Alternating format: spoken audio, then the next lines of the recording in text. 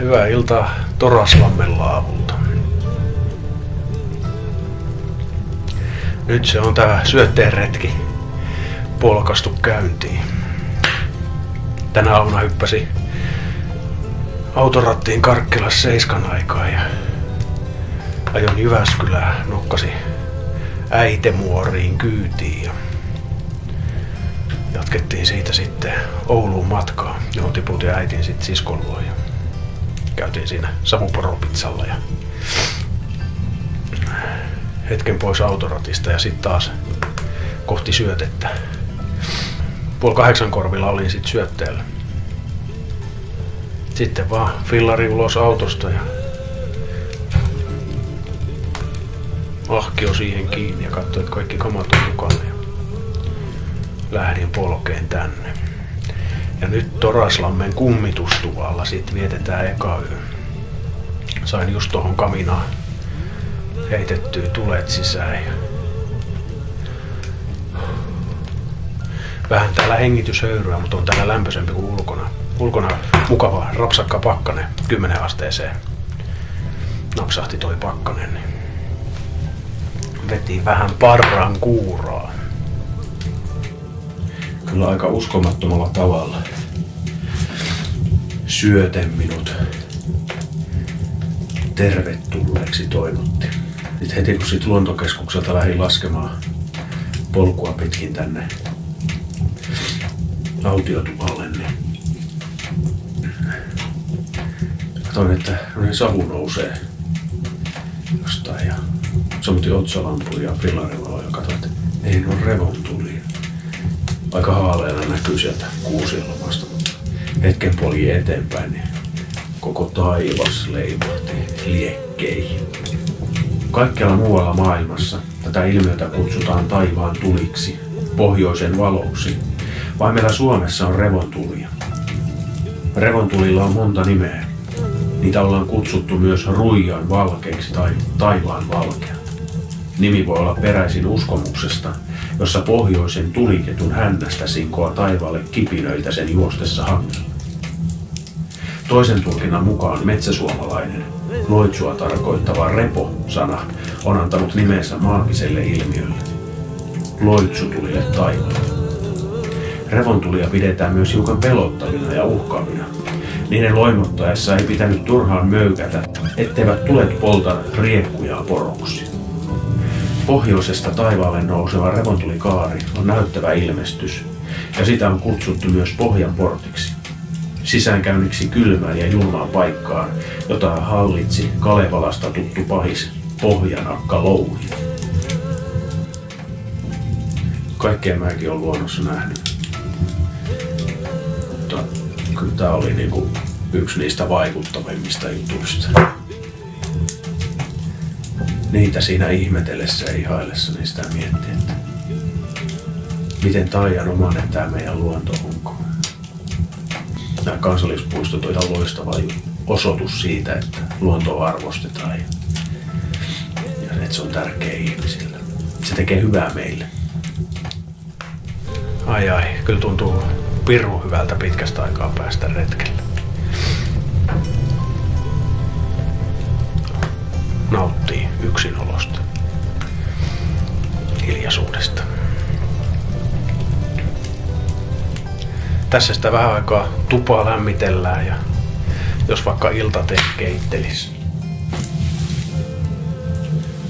Tuossa päällä näyttää jonkinlainen levy oleva, että katsotaan saako siinä vedet kiehumaan. Ja sitten vaan nukkumaan ja odottamaan huomista. Ja kuuntelemaan, että mitkä ovet täällä narisee. Jes, ei muuta kuin hyvää yötä.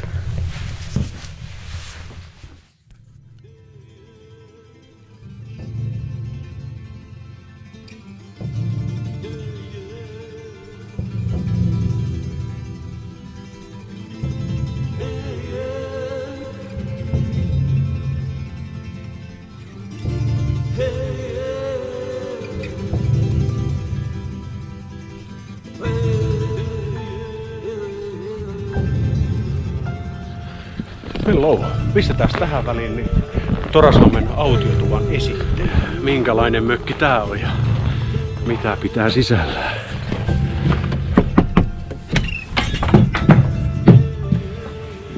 Tämmönen pien tupa täällä. Tässä se tuli viime yö nukuttua. Ehkä edes paljon kumminkin.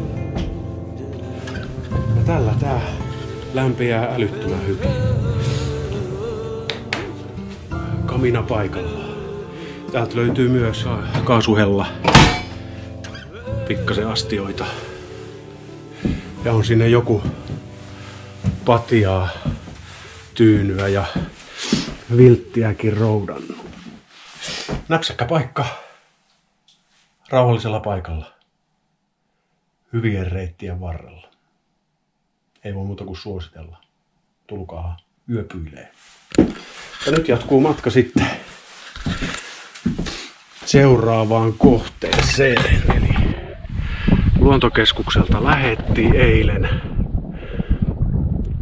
Ja tuolta talvireittiä pitkin polkastiin Torraslammelle. Ja nyt olisi tarkoitus jotain reittiä löytää Ahmatupa. Tiedossa pikkasen nousua.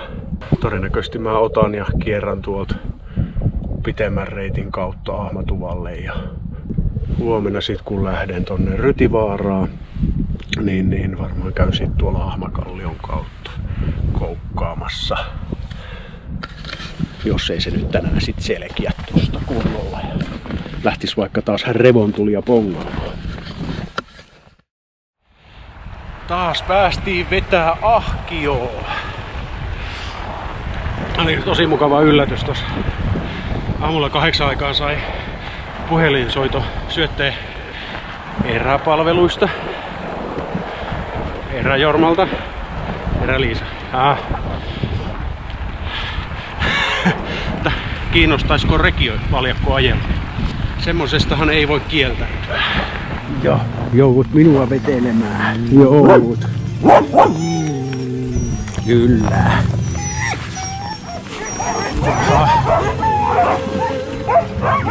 No niin, kiitoksia.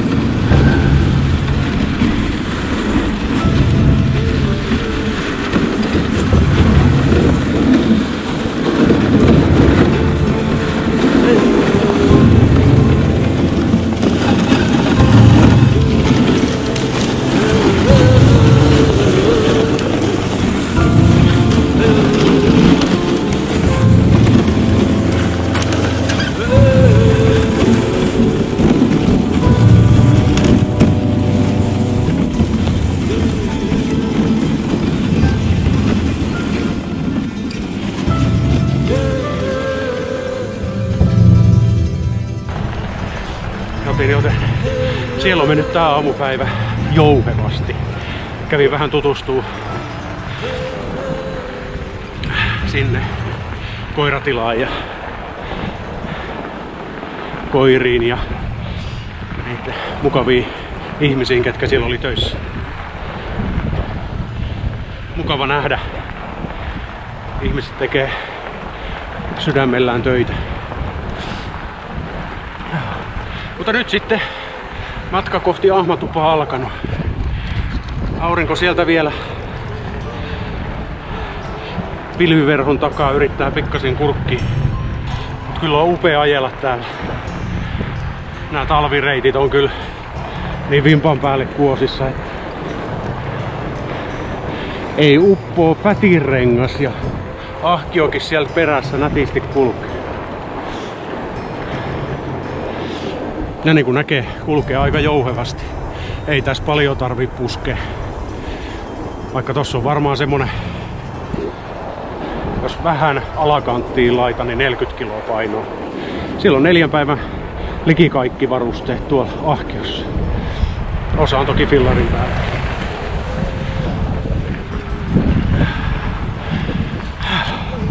Ei siinä. Matka kohti Ahmatupaa jatkuu. Pitää kiertää vähän laveampi reitti, että tulee kaikki nämä talvireitistä testattua, koettua, ajettua. Kyllä näissä maisemissa ja näillä poluilla kelpaa mennä.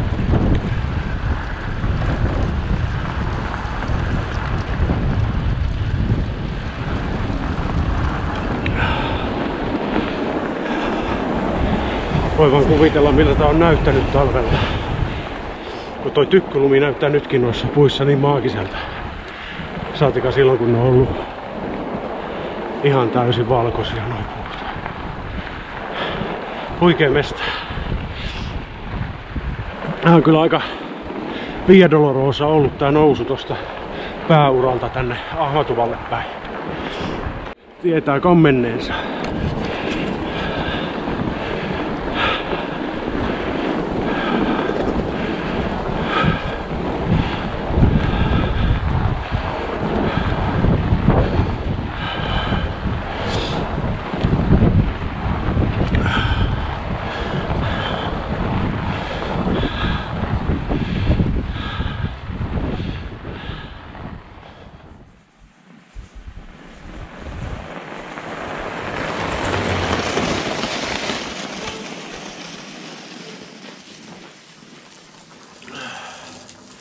Ollaan päästy Ahmatuvalle. Alkaa olla päivä pulkassa. Päässyt ruuanlaittoon. On karhun nälkä. Ai. Taas aika vakkarisapuskat, mutta tossa oli mukavasti valmis. Lohikeitto on täällä taas tulossa. Halstarataan lohi tos erikseen ja siellä soppa valmistuu. Sinne vaan vähän vielä koskenlaskijaa mausteeksi aamusta. Eiköhän näitten avulla ensi yö nukuta.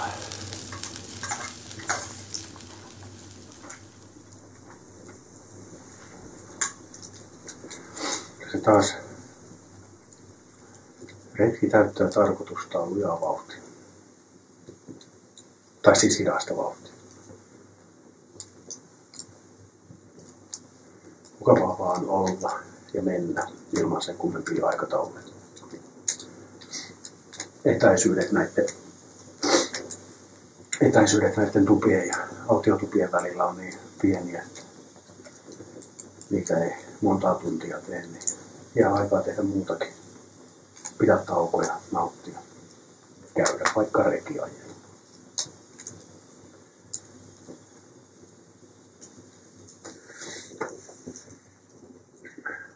Hiljaiseksi vetää nämä maisemat ja paikat.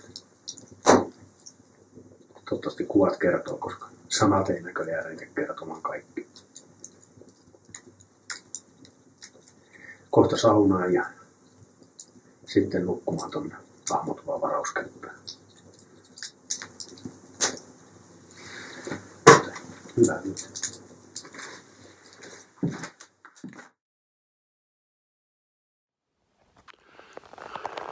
Kas huomenta täältä Ahmatuvalta. Tapojeni mukaan itse nousee kukonlaulua aikaan ja nyt tuli nukuttua suht huonosti.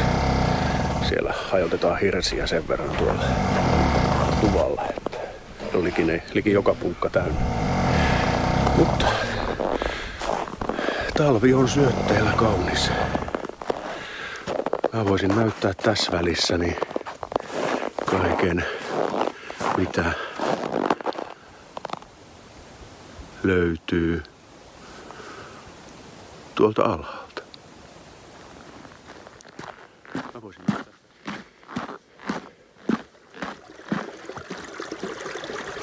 Tää on kaivo, joko umpijäässä, mutta tosta vierestä saa näppärästi vettä otettua.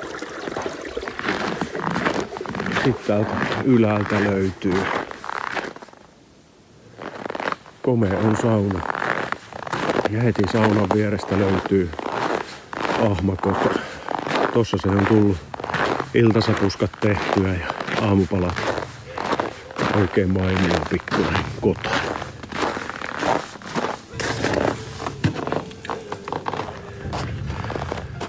Ei kai siinä. Näistä maisemista jatketaan tätä päivää. Kohteena Ahmakallio ja siitä sitten Rytituvalle. Pitää kohta lähteä jengiä herätteleen tuolta, että pääsee polun päälle. Ettei mene päivähuomaan. Jatketaan taas näistä.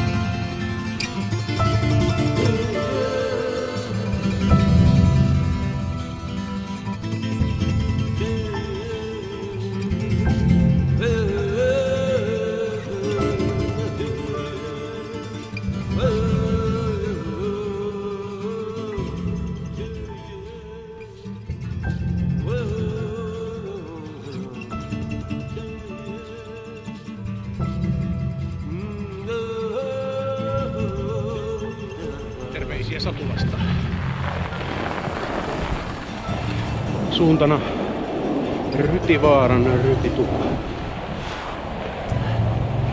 Tauosta viikolla 8, eli tällä viikolla tehty pohja. Mutta kovaa on. Hyvin kulkee. Paitsi välillä on toki tuuli tuonut pientä kinosta tohon, niin vähän hidastaa polkemista, mutta ei haittaa. On aika ainutlaatuinen paikka ja ainutlaatuinen kokemus polkea täällä. On niin kuin tosi syvä ja vahva erämaa fiilis.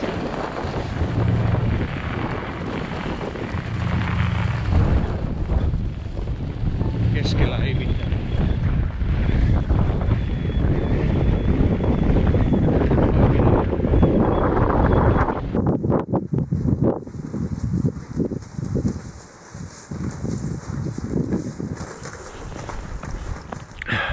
Se on hyvää iltaa. Onko se päivää? Se on hyvää kello 16.40. Tovi sitten saavuin tänne Rytivaaraan ja Rytituvan varauskämpälle. Oli kyllä astetta mielenkiintoisempi päivä. Paras päivä. Oli vähän haastava. Ja kauniit maisemat. Oikein erämaa fiilis. Ja ajattelin esitellä tämän Rytituvan nyt tähän heti alkuus. Nämä homma toimii selviisi, että jos sä varaat tänne, niin sä saat sähköpostiis koodin, joka pyöräytetään tänne. Sivusta painaa nappulat, kansi aukeaa, lukko pois ja ei kun asetetaan taloksi. Eli täältä löytyy kaikki. Kamina, kaasuliesi ja punkkaa 2 kerroksessa. Mä nappasin kaverinkin sisään, kun on tyhjä kämppä, kun siinä on niin paljon roinaa ja rompetta, niin päästään nukkuu vierekkäin. Joo, mutta tässä tää ilta menee. Tutustuu näihin tiluksiin. Pitää lähteä katsoa, missä on sauna ja mistä polttopuut. Nyt on aika rauhoittumiseen. Tämä on pitkä ilta-aikaa vaan olla. Käydä löylyissä ja tehdä sapuskoa. Kuunnella vaan kaminan rätinää ja tuijotella kynttilän liekkejä. On niin hiljasta ja rauhallista. Tätä tänne tultiin hakemaan. Mutta taitaa aika luksusta olla nyt tää, että on muut punkat tyhjillä. Mä en sitä tiedä, jos tänne vaikka illalla seuraa tulee. Mutta epäilen, ei ainakaan pyörällä kukaan hullu tänne. He oli tuivertanut siihen malliin kaikki polut umpeen tuolla. Että varmaan semmonen 3-4 kilometriä tunkkailu. Aamulla tosissaan lähdettiin Ahmatuvalta. Polkastiin tuolla, käytiin Ahmakallion näköalatornis ihmettelemässä. Sieltä hyvin lavauhella lasketeltiin alas tonne pääuralle asti.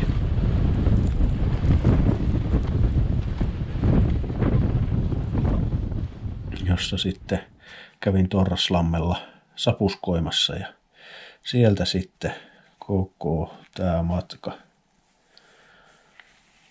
Rytituvalle asti. Se alkaisi olla päivä plakkarissa.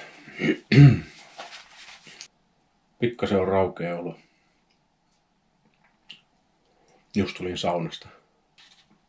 Upeat löylyt lähti vanhasta hirsirunkoisesta saunasta. Ai. Tekee vähän terää tämmöisten pitkien pyöräilypäivien päätteeksi päästä vähän kuumaan saunaan. Kyllä tästä päivästä jäi niin ehdottomasti parhaiten mieleen niin huonosti nukuttu yö. Mutta se ei haitannut. Heti kun pääsin polulle, niin kyllä väsymys oli tipotiessään. Huikean näköinen paikka se Ahmakalliokin, kun se nytkin näytti niin maagiselta. Päivän reissun paras pätkä, kun Toraslammelta ajelin tänne Rytituvalle. Vaikka se oli niin ajoittain raskas ja tunkattava, mutta ne maisemat oli ihan huikeet. Ja se fiilis, että sä oot niin kuin erämaassa yksin. Ei näy lentokoneita, ei kuulu autojen ääni, ei näy ihmisiä. Huikea päivä. Jos muutaman rivin niistä nyt tuohon raapustas ja sit pots lojoo, joten se on hyvää yötä. Huomenna jatkuu.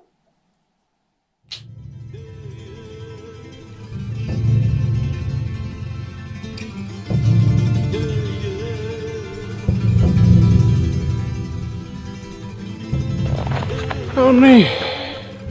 Se alkaa sitten periaatteessa tämän reissun viimeinen seikkailupäivä. Eikä yhtään pöllömmässä ilmassa. Mutta joo, kamat on pakattu ja kämppä laitettu kuntoon.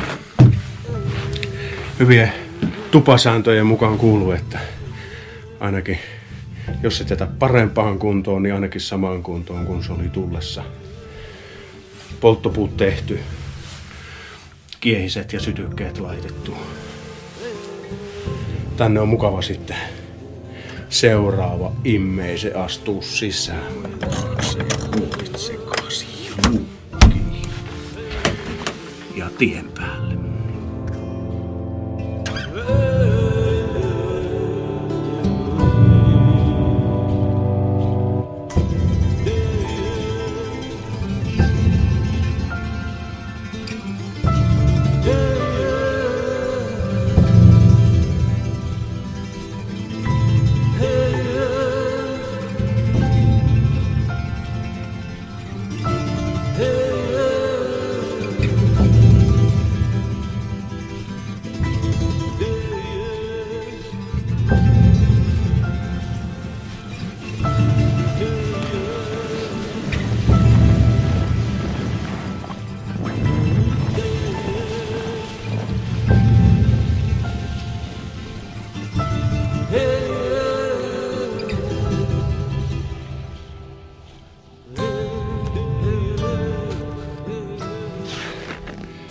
Tervetuloa Fillaripäiväkirjan taukokeittiöön.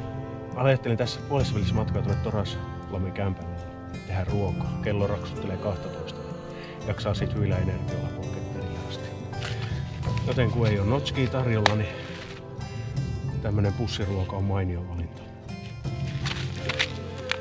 Ja tää on helppoa kuin heinänteko. Pussi auki. Oliko tarpeeksi varovasti? Ja usein mä laitan noihin keittoihin vähän jotain ekstraa, niin kuivalihakuntin jerkkua tällä kertaa. Pienkourallinen. Ja yksi suu. Ja sit sekoitetaan. Näitä retkimooniin varten on hyvä hommata tämmönen vähän pitempi lusikka, niin ei oo sormet tuolla sapuskassa. Ja tämmönen metallinen, unohtakaa ne muoviset lelut, ne napsahtelee katki, niillä ei tee mitään. Sitten kun on hyvin sekoitettu, suljetaan pussi. Sitten venataan 8 minuuttia ja aletaan naattimaan.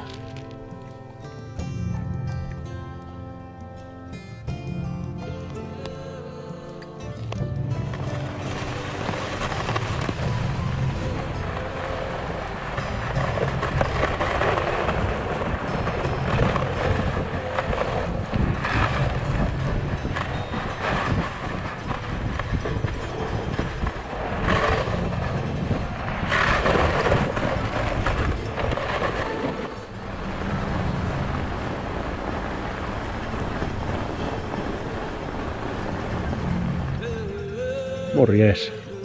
Just kurvasi Toraslammen kämpällä. Oho.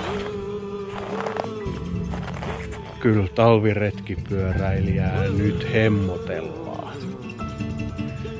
Kevätaurinko alkaa lämmittää mukavasti. Paitahihasillaan tässä voi ihan helposti ainakin tovin seisoskella ja ihmetellä. Nyt se alkaisi olleen syötteen reitit polettu ja maisemat ihasteltu. Taidan jäädä tähän päivää viettämään, jos vaikka aloittais sen, että keittäis kunnon nokipannukahvia.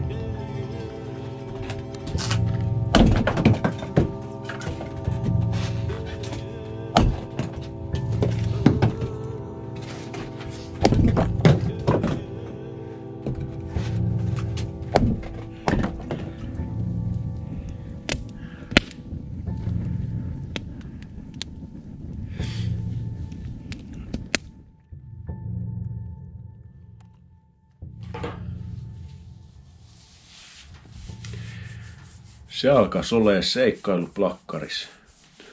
Vielä yksi yö tässä Toraslammella. Tästä sitten suorinta tietä luontokeskukselle. Jos siellä vaikka kävisi munkkikahveet juomassa. Ihan huikeita päiviä. 3 päivää ollut ja tässä ajassa se on mennyt päivistä sekaisin. Pitänyt oikeasti välillä miettiä, että mitä päivää mennään. Päivät on niin täynnä elämyksiä ja kokemuksia ja nähtävää ja koettavaa. Että jotenkin tosi hyvä fiilis vaan, niin kuin, että pystyy vaan keskittyä siihen olennaiseen. Retkeilyyn, pyöräilyyn, luontoon. Ja olihan tää aivan täys uusi kokemus mulle. Näin pitkä retki talvella fillarin kanssa. No toki autiotuvalta autiotuvalle, mutta kumminkin. Mietin vaan sitä, että onko musta semmoiseen oikeeseen talviretkeilyyn pyöränkaan, että riippumaton ottaisi aina völjyyn. No on. Tehdään joskus semmoinen kovien pakkasten riippumattoreissu. Mutta mitä tästä jäi käteen? Käteen jäänyt mitä? Kaikki meni. Sapuskat on syöty. Aamupalaa vielä on vähän jäljellä. Mitä ylimääräistä oli? Kengän suojat ja kypärän suoja. Lumilapio ja kirves. Mutta niitäkin olisi voinut tarvita. Eli aika hyvin osasin miettiä, mitä kaikkea täällä völjyssä tarvii. On vähän takki tyhjä. Tai sit se on niin helvetin täynnä. Ei kai siinä. Kylläpähän se fillaripäiväkirja kuittaa tältä erää tähän. Mut kai se on ne samat jorinot kuin aina ennenkin. Pistä seuraten kanava. Ja tykkää jos tykkäät ja kommentoi jos siltä tuntuu. Ja muista myös Facebook, Instagramia. Ehkä sen verran, että lähiaikoina on vielä nyt tulossa vähän enemmän videon tynkää tosta ahkiohommasta. Ja sitten teen arvosteluvideon Lomonaitin Navigator 2. Huippukevyt, huipputehokas fillarivalo. 3500 lumenee. Jo näkee. Loistavaa lopputalvea, aurinkoista kevättä ja hyvää kesän odotusta. Fillaripäiväkirja kuittaa. Se on moro.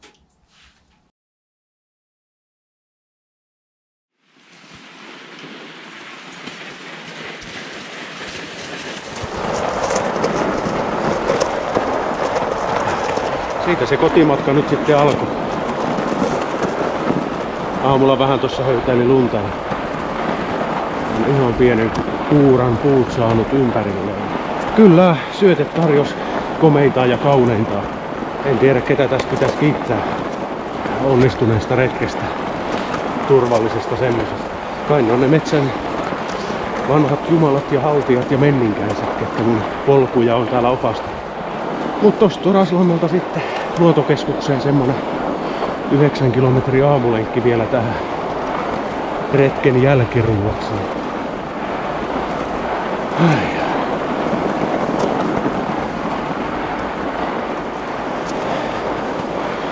Ei voi muuta kuin lämpimästi suositella tätä mestaa.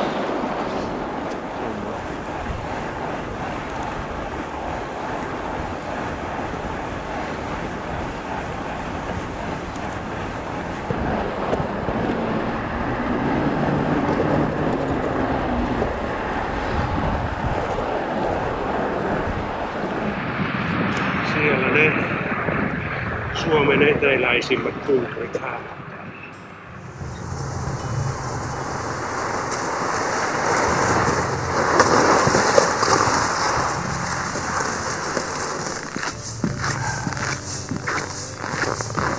Odi. Se oli sit reissupulkassa. Aika rapsakka aamulenkkikeli.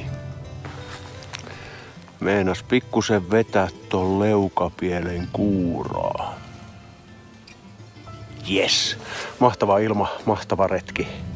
Sitten se pitää hypätä tohon peltilehmään ja suunnata kotia kohti.